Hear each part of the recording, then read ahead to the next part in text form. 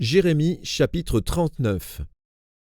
Lorsque Jérusalem fut prise, la 9e année de Sédécias, roi de Juda, le 10e mois, Nebuchadnezzar, roi de Babylone, vint avec toute son armée devant Jérusalem et en fit le siège. La 11e année de Sédécias, le 9e jour du 4e mois, la brèche fut faite à la ville. Tous les chefs du roi de Babylone s'avancèrent et occupèrent la porte du milieu. Nergal-Sharezer, Sangarnebu, Sarsekim, chef des eunuques, Nergal-Sharezer, chef des mages, et tous les autres chefs du roi de Babylone. Dès que Sédécias, roi de Juda, et tous les gens de guerre les eurent vus, ils s'enfuirent et sortirent de la ville pendant la nuit par le chemin du jardin du roi, par la porte entre les deux murs, et ils prirent le chemin de la plaine.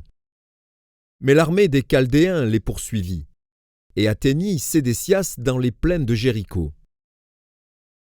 Ils le prirent et le firent monter vers Nebuchadnezzar, roi de Babylone, à Ribla, dans le pays de Hamath, et il prononça contre lui une sentence.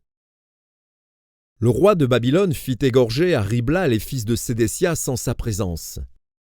Le roi de Babylone fit aussi égorger tous les grands de Juda. Puis il fit crever les yeux à Sédécias et le fit lier avec des chaînes d'airain, pour l'emmener à Babylone. Les Chaldéens brûlèrent par le feu la maison du roi et les maisons du peuple, et ils démolirent les murailles de Jérusalem. Nebuzaradan, chef des gardes, emmena captifs à Babylone ceux du peuple qui étaient demeurés dans la ville, ceux qui s'étaient rendus à lui, et le reste du peuple.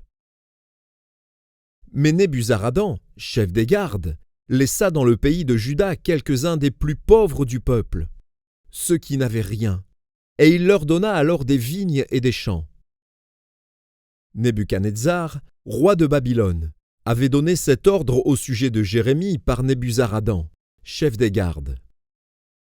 Prends-le et veille sur lui, ne lui fais aucun mal, mais agis à son égard comme il te dira.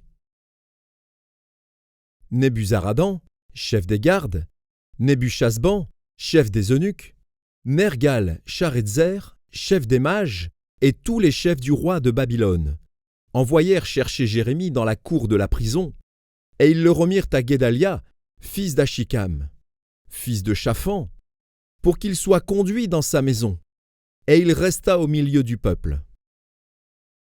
La parole de l'Éternel fut adressée à Jérémie en ces mots, pendant qu'il était enfermé dans la cour de la prison. Va, parle à Abed-Mélec, l'Éthiopien, et dis-lui, ainsi parle l'Éternel des armées, le Dieu d'Israël. Voici, je vais faire venir sur cette ville les choses que j'ai annoncées pour le mal et non pour le bien. Elles arriveront en ce jour devant toi. Mais en ce jour, je te délivrerai, dit l'Éternel, et tu ne seras pas livré entre les mains des hommes que tu crains. Je te sauverai, et tu ne tomberas pas sous l'épée. Ta vie sera ton butin, parce que tu as eu confiance en moi, dit l'Éternel.